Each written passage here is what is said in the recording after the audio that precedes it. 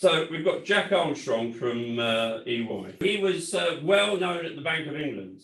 He toiled there with the old lady in Threadneedle Street to move them forward in terms of the way that they dealt with a serious set of their regulatory issues. He's also worked in regulation. Now, he doesn't look that old, does he? But he has actually been working in regulation for some time now. So he will be our first speaker, is it? Yep. Right, and we'll then move on to Brett. So Brett here has led major risk projects in a number of FTSE 100 companies. And he still doesn't have too much grey hair. So he's obviously got through unscathed to date anyway. I don't know what about the end of this evening. And finally, we have Paul Dyer, Chief Risk Officer for Amigo Loans. And we were talking outside. Amigo is one of these revolutionary companies who is changing the face of finance. But it also means that Paul has to sit in front of the regulator very often, as they're a very IT infrastructure-based business, explaining how they're going to be resilient.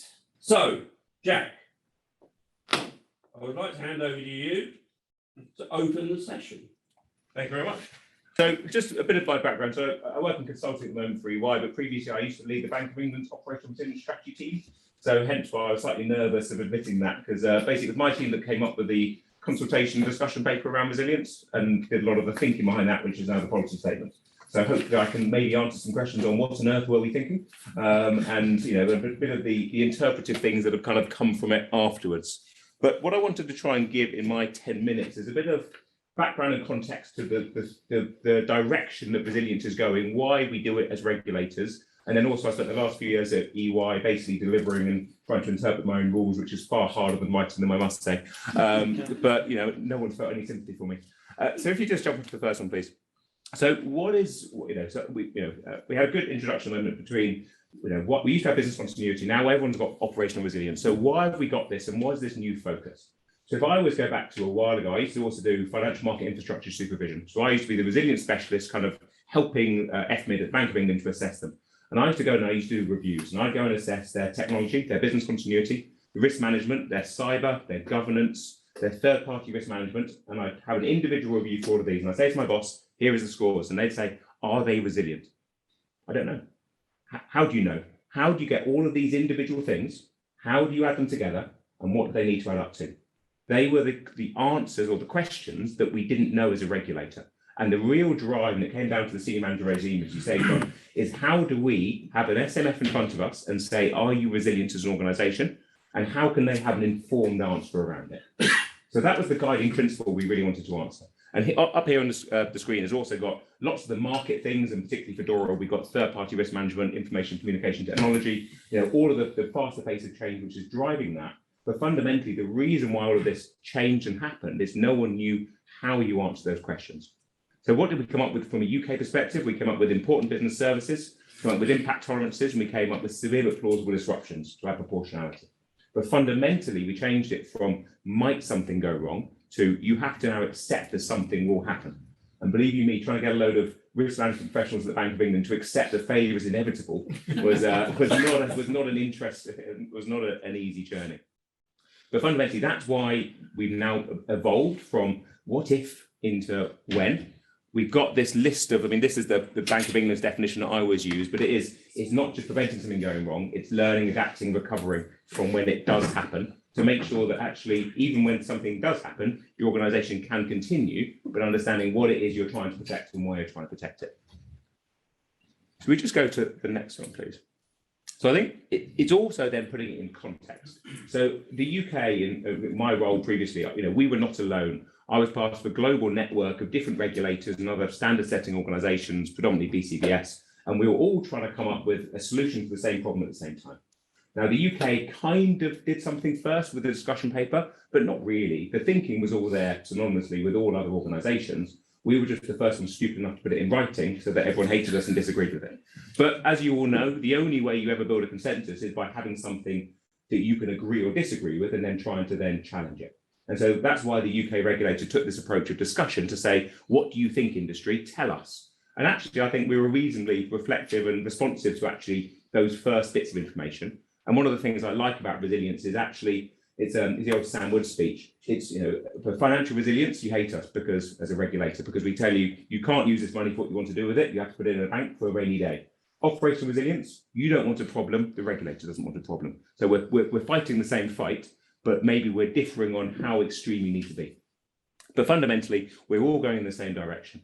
And so what we're seeing here is, the UK consultation paper, we've got the CBI, we've got Basel Committee, you had the EBA, the interoperability paper from the Fed, all of these things, they're all coming out with these different publications and these new rules, but they're all trying to grapple with the same problem. How do we measure resilience to encourage organizations to take this slightly more external view of the impact they could cause, rather than just looking at it internally of actually what do we do and what do we create value with? And moving instead to actually what could go wrong, what could happen. And so we've seen it, and it's kind of speeding up. It's not maybe reflected on here, but all the ones that are we've just had something from MAS, FINMA have just published their consultation paper about 2 weeks ago. APRA are doing something, HKMA, DORA, obviously, we're expecting in the next month. Last time we heard about a week ago was June. We're expecting it to be the final rules published. But again, what this is showing is, whether you work for a UK organisation, whether you work for a European or for a global, everyone is interested in this. And it's not just a case of what do we do to meet a UK requirement or a DORA requirement. It's what do we do to make sure we only have to do something once and we meet a global requirement, which also should fundamentally align with your business strategies and goals, which is let's make sure we don't have problems. And if we do, we recover from them. Should we go to the next one? Conscious I've got 10 minutes. I do talk fast, but I like to talk about resilience. So this is almost the positive. And this comes back to the fact that we were talking to each other as regulators. So there are, I'm sorry, I'm blocking the view. But the nice thing is everyone came up with their own terminology. I mean, I find it hilarious that between the Bank of England, the FCA and the PRA, we couldn't agree on the same word for something. We called them assets, resources, and dependencies. And it took us so long to try and agree on one. You wouldn't. So actually, when you try and think of different global regulators all trying to agree a common terminology, it's never going to happen. You've got impact tolerances for disruptions, maximum acceptable downtimes. Everyone uses a different term. What they're trying to say is how long can it go wrong for? There's simple English around all these things, but everyone likes to put their own terminology. Important business services, key business services, critical business services, critical business processes. I'm sure your organisation has a different one, but they all are fundamentally saying, what do we do that's important? So you've got all these different regulations and they all approach it in a similar-ish way. There's a slight difference between like BCBS principles-led, i.e. how do you need to be resilient as an organisation versus business service-led, which is what do you need to make resilience. But they're both approaching the problem from a different direction, but they're meeting in the middle. But what we've got is these common themes, and I think, and what I've found over the last few years of consulting around it, is as a global organisation, you can build with a core 80%, which is how does resilience work for us? And then what you do is you say, well, the UK require us to do this, or the Fed require us to do this, or FINMA requires us to do this. And then you just do that almost the bit on top that meets their local regulatory requirements. And these, I also think, are pretty sound. I came up with lots of them, but they were my theory. But I think these are the fundamentals of what good resilience looks like. So tone from the top, who owns it, who's responsible for it, throat to choke is the phrase I love from the UK regulators, but who am I going to call in front when something's gone wrong? You have to assume something will happen. We've seen through incidents, Crest being, I say my favourite, no one hears from UI, I hope, but it's one of those ones that happened a couple of years ago. It was the thing that never failed in 20 years, it failed. Unfortunately, history has taught us there is a first time for every failure. And actually, if you have a plan, you're much more likely to deal with that disruption, as they did. Take the external harm lens. Everyone used to think internally, they used to think, what's it going to do to us? Actually, the regulator says, okay, you can do that, but also you need to consider your end user, because that's what we care about from a regulatory point of view. So it's just trying to take that. Actually, yes, you can do as much as you like, but I would say it's almost an extra layer of bubble wrap around a small subset of services that actually have a greater impact to an end user, especially when it's a retail client at the end. It is still an outcome of good risk management.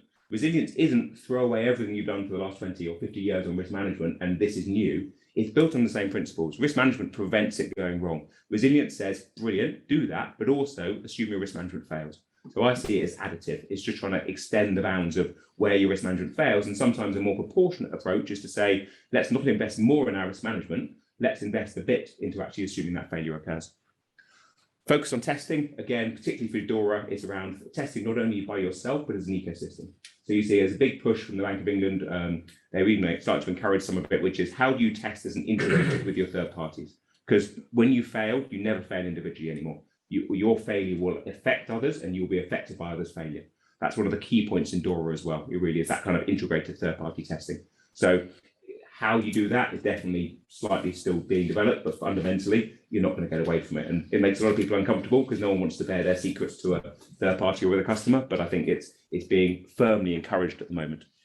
Other testing disciplines. So I would say there used to be a real silo mentality, which is around that business continuity, risk, cyber, etc. And actually the fundamental shift, actually post RBS 2012, when they went wrong and there was the Treasury Select Committee report, was they managed everything in silos. And actually fundamentally you need to shift from a how does everything work individually to how does it all work collectively around that business service lens. So that's been one of the really big kind of mentality shifts. If you need to work together, you can't have technology doing it separately to business continuity, to cyber, to third party. You're all trying to protect the same thing.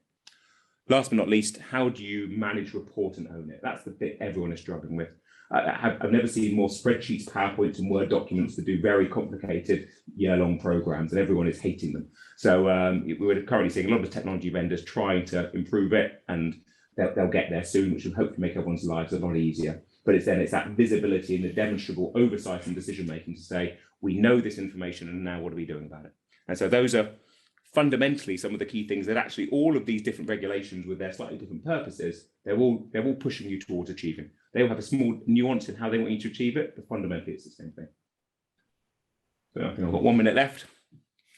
So last slide, please. So this is, and appreciate, was hopefully a lot more around the kind of the background and context of DORA, but just very briefly before the other speeches. So DORA really is, there is a lot of different regulation through the different regulatory colleges, different regulators, how they approach resilience. And there's always been this differing, and they really want to come together as one body to say, now, what are we going to do to regulate it jointly? Because it's almost, I'm saying there's this different global approach, but actually across Europe, they really want to have a unified one. So what they're trying to do is they're trying to set up, take all these different standards and say, let's have a common approach to them so that we're all assessing and managing and supervising our firms in a similar way. So DORA is their attempt to really be very clear, and it's very related to what all the other resilience disciplines are doing. I just say it's very focused on third parties, information communication technology, but it expands the regulatory perimeter. So the UK regulatory outcomes is all focused on financial services, whereas actually here it's stuff like cloud service providers particularly, and other kind of communication owners like Bloomberg, for example, who wouldn't be covered by UK. And so what it's trying to do is trying to push that, and the UK is actually coming up with their own paper on critical third parties, which is going to say how the UK is going to interpret those requirements for what you need to do in the UK to make sure you meet the DORA requirements. So this will be as applicable to you in the UK as if you only have European operations, just depending on which version of the rules you get. But fundamentally, it's just trying to say, if you provide services to an organisation in the EU, not inter firm, interestingly. So if you have a firm outside the EU providing services they're not being captured in the same way. That was heavily lobbied for, I heard.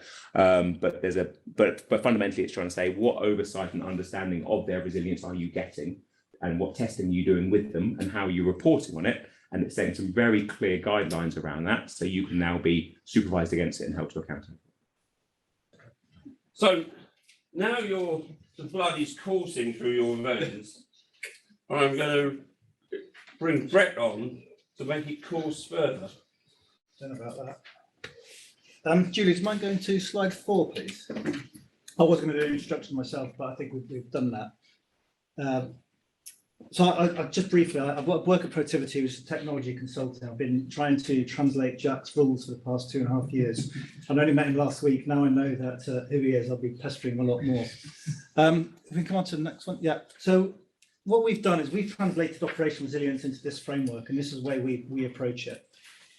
If you think about this blue section here, which is what we see as the core sort of fundamentals of the implementation period, of identifying your important business services, thinking about your impact tolerances, mapping to a level of sophistication necessary to identify vulnerabilities, and then tying that into your testing program and thinking about how you're going to test your ability to stay within severe but plausible scenarios.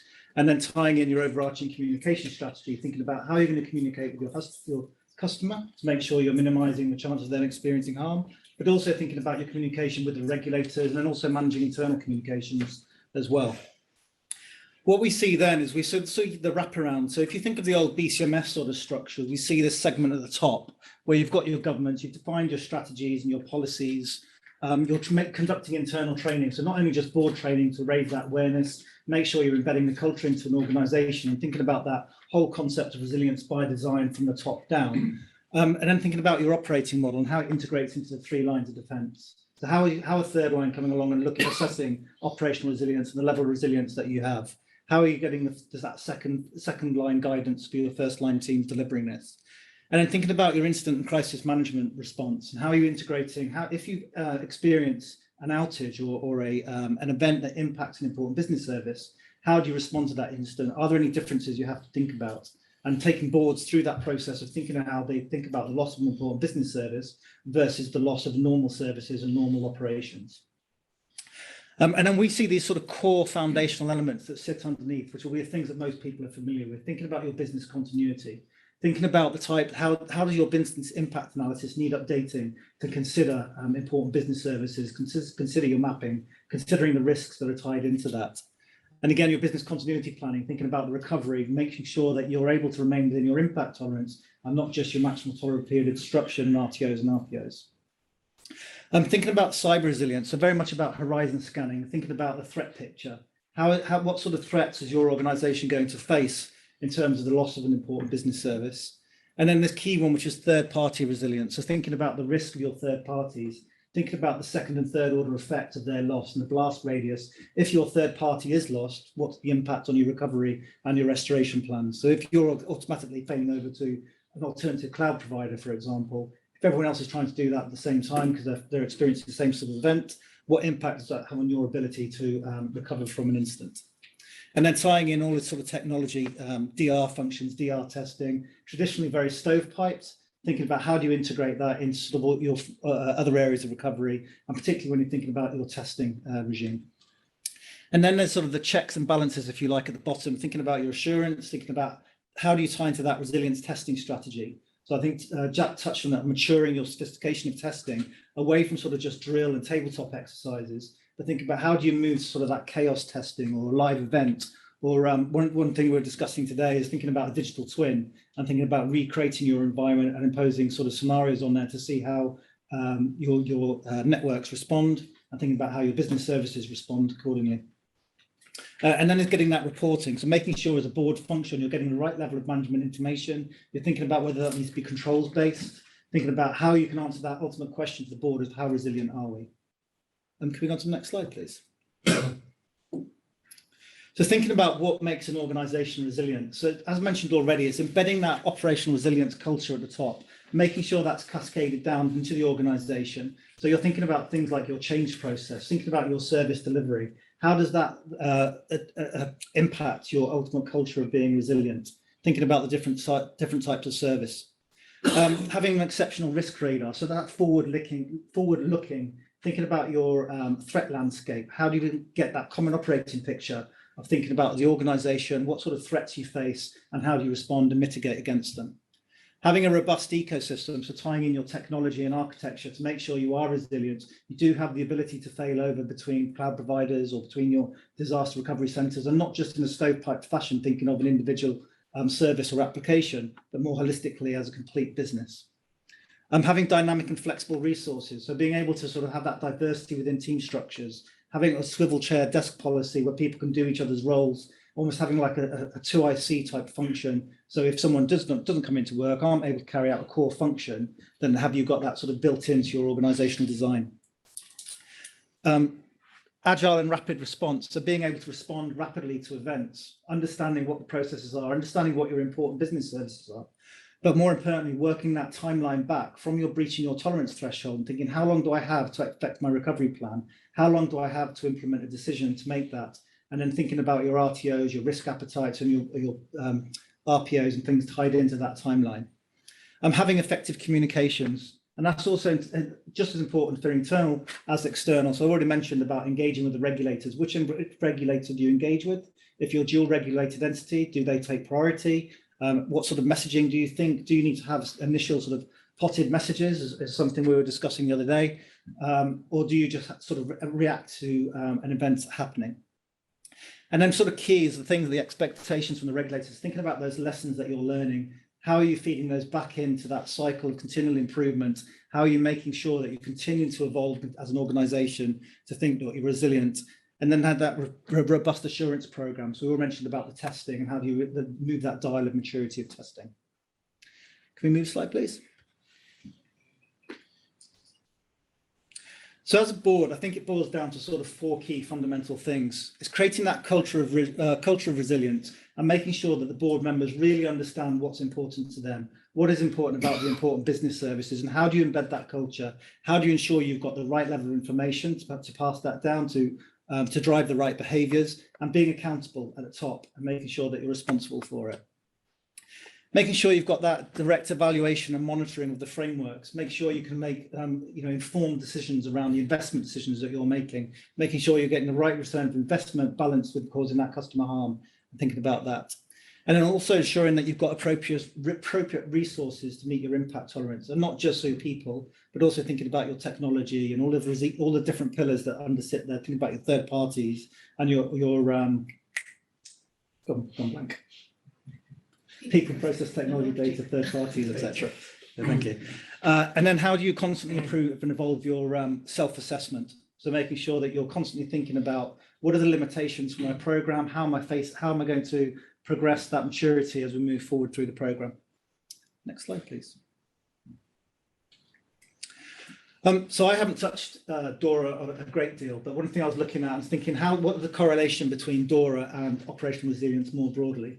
And I think if you looked at some of the areas, I think it's Article 30 that touches on some of these, and thinking about the physical security, which ties into sort of your facilities management, thinking about the security of your data centers, thinking about the security of your offices and your technology, and how secure that defense in depth scenario, very much a sort of a military sort of way of looking at that physical security of defense in depth.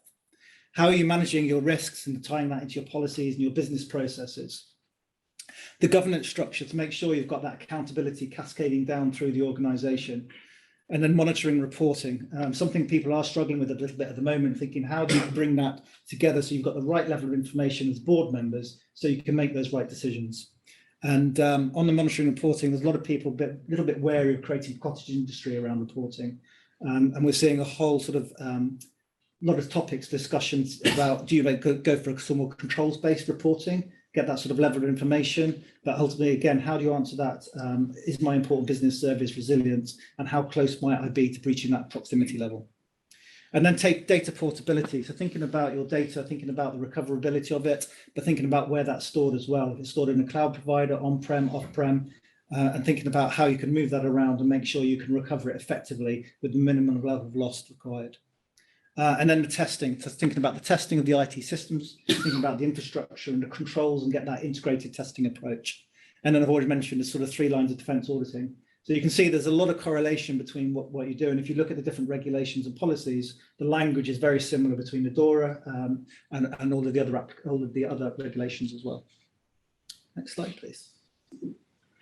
So thinking about sort of the transitional period, we've now moved into a 3-year period where firms are expected to move away from that initial project footing, which a lot of organisations are still on, and thinking about how you implement operational resilience. How do you move through that transitional period? And again, preaching maturity, but embed it as business as usual. So thinking about the adequacy of frameworks, a lot of organisations have developed these frameworks quite quickly. We're all learning as an organisation. There's lots of forums to sharing the way people have approached this.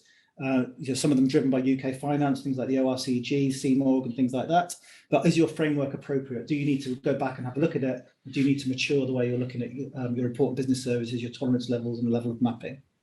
The mapping sophistication, we're seeing a lot of organisations going in using BPMN 2.0, sort of open source mapping frameworks, and they're going down to level 2, level 3 of mapping. With some organisations we spoke to, they've taken it as far as level 4. But the main thing is that the mapping to a level of sophistication to identify those vulnerabilities. So it's going back and making sure those business services have been mapped correctly, and can you improve your understanding of your business services to make sure you are resilient. We've mentioned the sufficiency and integration of testing.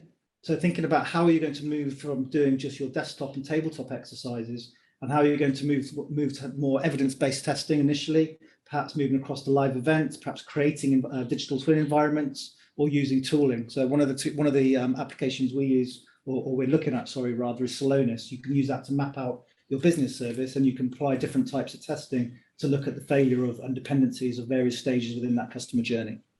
And then it's that transfer to business as usual. It's something the regulators came out in a recent speech, and they're talking about organisations very much approaching operational resilience as a project.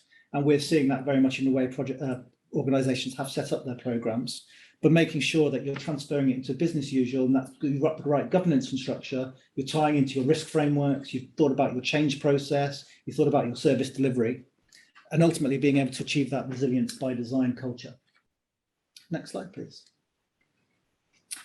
So sort of key takeaways, I think it's being aware of the regulatory expectations of the board and making sure that messaging and that culture is cascading down, and making sure that they're taking responsibility. They've got designated owners, whether they're in the SMCR regime, following the SMF34 requirements, or just more importantly, making sure all the different layers of management are responsible for it. They're reporting the right information, and everyone's sort of moving in the same direction.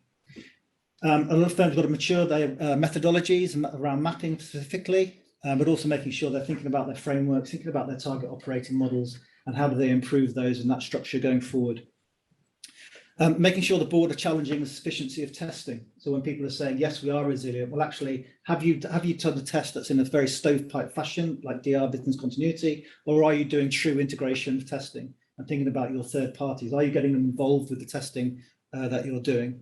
And again, when you're thinking about your third parties, thinking about the concentration risk, thinking about the impact of shared services. So take trade feeds as an example, coming out of the stock exchanges. What happens if those sort of key services that everyone's reliant on impacts? How does that impact the market? How does that impact your ability? Can you potentially consider sharing some of the services that you're providing, or moving some of your services to other banks and other providers? Making sure that you're assessing and requesting the management information that makes sure you've got the right information at hand to make the right investment decisions, and make sure you've got that holistic view of resilience. Make sure that's all being driven by an information-based decision-making cycle. And then that plan assurance and continual development of operational resilience to make sure you're embedding it as an organisation. That's me. And our final speaker here is Paul, who's under the weight of the senior management regime himself. He is. Yeah, every number under the sun. He's a culpable person. He's absolutely under the weight of this. And he's going to talk about the issues that he has, along with how he's dealt with the regulators to be such a successful organisation as Amigo Loans is. Yes. So, Paul, over to you. All right, so this is a great spot to be in, really, because you've heard two fantastically expert technical speakers on operational resilience, meaning my job is kind of done. I can't win, really, unless there's nowhere left to go. When I joined Amigo Loans a year and a half ago, we had about 25,000 complaints coming in a week. So this is a firm that had, at that point, I think it was 450 staff, of which over half of them were complaint handlers at that point. It was technically insolvent. We just had, in my first week, a request for another 100 complaint handlers. It was immediately obvious that the whole thing was broken fundamentally. So the resilience point, I mean, it was over and done with by that point. We had to work out a different way of doing it. I was the second person in. The board had been through 3 complete changes within the last 2.5 years. So this was a mess, proper mess, right? It's a firm that I describe, and I think I'm qualified to state this, is the most scrutinised pound for pound in financial services. If you look at it, we've got 2 enforcement actions, we've had 3 section 166s, we're on the wanted watch list, 2 voluntary requisitions. I think this is just within a year and a half. My background, so we won an important court case yesterday, first time it's ever been done, to set up what's called a scheme of arrangement, which effectively means we've only got so many assets in the firm. We owe 200 million. We think we can scrape together 97 million. So these are vulnerable people. They've really been wronged in the past, given loans that they couldn't afford. We haven't got enough money to pay them all back. So we're setting up a scheme where you ring fence the money. And then we're saying, with a new ethical lending approach, and it's an entirely new leadership, we will then take the profits from there and plough that back into all the people who have been wronged in the past. Never been done before. The FCA has developed now some regulatory requirements off the back of it. which prevents anybody else ever doing it again, although they've worked with us. A year ago, so we won the court case yesterday. A year ago, I was in court against the FCA because they were opposing us for doing this. 2 years before that, I was working with Martin because I ran the FCA's second line of defence. I was their deputy chief risk officer at the FCA. So this has been quite a journey, right? So I think, I mean, I advise other regulators, legal services, other areas. I'm what you might call a risk professional. I love risk and regulation. I've got here creative problem solver because I love problems. And I think this is something that everybody here should have in common, where there's nothing I love more, frankly, in fact, than problems, which is getting to a problem before it's happened and making sure it doesn't happen in the first place. There's nothing better. And with Amigo, the problem was clear.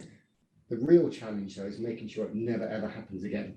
And that's the only way the FCA would support us, is by seeing it will never happen again. When we got the letter on the 8th of April from them saying they were comfortable with the scheme, they thought it was fair and it was appropriate, and that actually they could see us returning to lending by new proposition, I mean, this is landmark. They visited in April, and this company, when I joined it, the conduct is, I mean, I could give you examples that would, I mean, it's shameful, frankly. But they came, FCA came in April, and at the end of a 2-day visit, 5 people on site. We said, oh, go, you can speak to whoever you want in the firm. It's only 200 staff now. Speak to them, they're talking to customers, listen to calls. And the FCA said our culture had fundamentally changed within the period. I mean, for me, that's great. This is me preventing these things ever happening again. So creative problem solver, I'd like to ideally fix a problem before it comes up. I have a master's in innovation and creativity. So as well as being a chief risk officer, I'm vaguely interesting at the same time.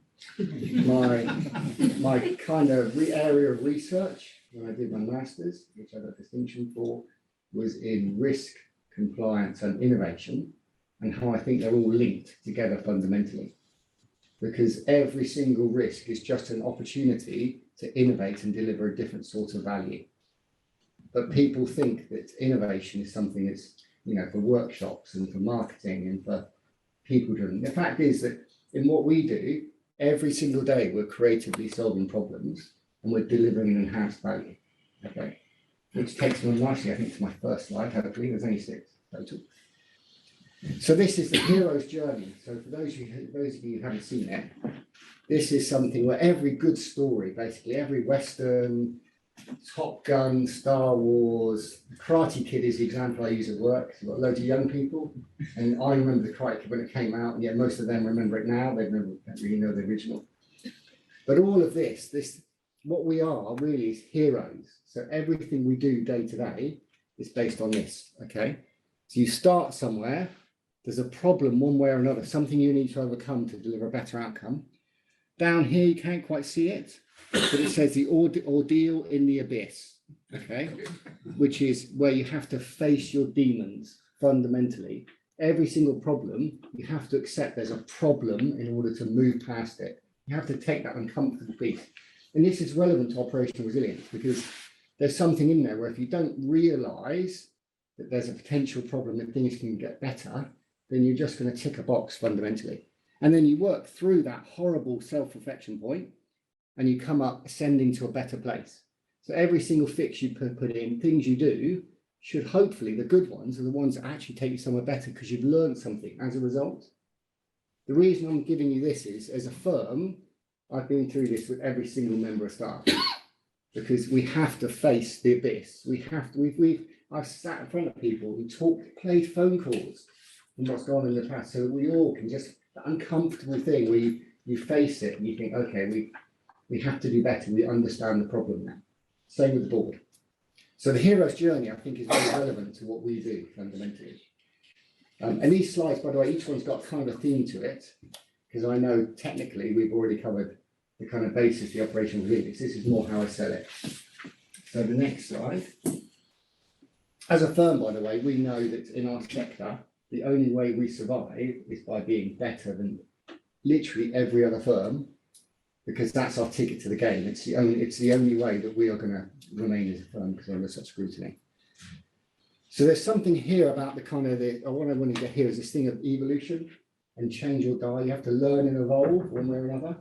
It's the basis of business. So fundamentally, if you don't evolve one way or another, you'll be forgotten. You're going to, you know. So as a business, every single business is built on this idea of competitive advantage. It's doing better. It's always pushing boundaries. Again, when we did our operational resilience approach, which has been inspected, we had to think about that. How do we use this to really learn and improve as a firm? It identified a number of points for us and things we do where fundamentally we weren't as resilient as we could have been. And so we've learned and adapted as a result. Again, this is something I've used particularly with the board and explaining we may have a lot to do, but it's the only way we get to the other place. This court case yesterday, after a year and a half, we stemmed the flow of complaints to do this. Fundamentally, we've had to go through this whole hero's journey and we've had to evolve a number of times. Next slide. Spidey sense. So the fact is, operational resilience, this whole Spidey sense thing is a misnomer. The fact that people think operational resilience, of course, we do it on the job, that isn't the way it works. When I watch Spider-Man, my daughter, who's a Marvel fan, and I see Spider-Man swinging from place to place, around corners, that wouldn't happen unless you actually had GPS built into your head and you knew where you were going, because you couldn't spin the web and catch it and get the angles right and go around the corner without knowing the lay of the land. Operational resilience, if you don't know your territory, fundamentally, you're not resilient, right? That's the basis for it. We did something which is, we have a target operating model, but we have what we call an operating blueprint. And this is one of the things we did early on, is I wanted to make sure I deconstructed the organization. So we knew the people, process, systems, it's all mapped to a customer journey, controls are the points where people make decisions, and we have to make sure people are competent to make those decisions. Otherwise, we end up back in the same problem we had in the first place. So really understanding your territory is the heart of operational resilience. And again, with the board, we've had this discussion where for us, Spidey sense is how the old leadership failed. They thought they could handle a problem because they knew where it was going and we'll get out of this. There was no way. The complaints, it was a tsunami of complaints, but they were completely ignorant to it. They were going to add more complaint handlers. I mean, we would have been actually even a very unsuccessful complaint handling firm, frankly, with more complaint handlers than staff, and we still couldn't do it right. So many problems. Our second enforcement action is about complaint handling. I mean, it's ridiculous. So if we go to the next slide. So I quite like this. So this is the tame and wicked problem kind of framework. So for those of you who haven't seen it, down this side, I don't want to say is kind of process complexity. So most problems you come across will have an element of process. And if it's a simple process fix, right, it's kind of tame, it's easy. Okay, well, we just take that bit out, or we tie a bow around that bit, it'll be okay. You then start, in many cases, challenges, problems will have people involved. So this is behavioral complexity down here. So the more complex process it is, and the more complex behaviorally different stakeholders. So we've had customers hating us, regulators hating us, investors hating us, staff hating us, community wanting us not to be there anymore. That's more than a wicked problem. That's a wicked mess, frankly. But trying to get that mindset of understanding, well, what's the complexity you're dealing with? How much of it is the territory and can be fixed, and how much is the mindset and stakeholder opinions? And we've had to go right back to work out, okay, well, actually, who are our stakeholders here? What's the value? With the CEO who took me on, we were the first two in, and he's kind of like a Churchillian leader, right? So very, very kind of punchy. He kind of poking the FCA in the eye in every meeting. And I said, Gary, we can't be poking the FCA in the eye here. It's not going to help us in where we're getting to. But his saying was, when you're going through hell, you just got to keep going. So what I'm doing, and I kept saying to him, is I'm trying to make sure that we're not in hell anymore. We're going to get out of hell at some point. But there are various models here of this where the more you come here, you get to a point where problems become messes because there's so many of them intertwined. And again, you've got to be able to deconstruct them, know the parts of the landscape you're dealing with and know the stakeholder interests. It's the only way you're going to get through. Otherwise, the debate will kill you or the problem will. Next slide. So the ecosystem. So I mentioned that we mapped out the target operating model and the operating blueprint. You have to, like for us, and when we've got an operational resilience approach that nicely falls off the back of that thinking, because everybody now understands how our business fits together. The problem I think I've seen, in particular when I joined, is the complaint handlers just saw the complaint handling. They were measured against these SLAs, which were meaningless in the face of a tsunami. So actually turning around complaints, I mean, some of the complaints, even now in the scheme, are 3 years old. But that for them, they would stop recording them after a certain point. So again, it's just, I mean, it's crazy. You have to understand the system, understand how you're measuring it, understand how you fit into the other parts and what value is one way or another. So this is what we've done quite a lot of time, just unpicking and rebuilding it. This is 1.5 years of my life, taking a very simple monoline company, one product, okay, a guarantor loan. And a guarantor loan, by the way, when sold correctly, so if I'm helping my daughter to buy a car, but she can't get a loan because she has no credit record, I do, I can help her if it's not my loan, and that works well, you know, but there's situations where it goes horribly wrong if it's husband and wife. Husband and wife have a guarantor loan, one's the borrower, one's the guarantor, one income. So your income goes for the borrower, your income goes for the guarantor, it all becomes horribly messy. You have to understand the landscape. Next one, which I think is the last. And then this is something that I found useful in the various problems I've dealt with over time in trying to influence others. And this has worked for us with the FCA. It's worked with the board itself. It's worked with employees. There are normally kind of there's basically 2 reasons why people do things. They want to and they're able. So my daughter brushing her teeth when she was younger, you have to get her able to use a toothbrush and you have to get her to want to do it. Otherwise, if you have kids, you'll know it's never going anywhere, frankly. So a bit skill and will, motivation and ability at a personal level. So my daughter had to want to do it and she had to be able, so you have to invest. Social level for us in Amigo, this is the team piece. And so think of operational resilience. So it wasn't good enough that I wanted to do it or any one person did. The pressure we applied was getting people within the board to understand why it was important, making them able, so a strength in numbers, but also that motivation that I knew decision-wise, there was enough people to tip it over, and then backing it up with the structural pieces. Okay, so actually they could see the procedures, the plans, it was explained nicely, there was packs they could take away. So I find this model quite useful, frankly, because if you get these 2 things kicked, never just do motivation, never just do the kind of skills piece, always do both. And then the more of these levels that you tick, the more likely you'll create a sustaining change.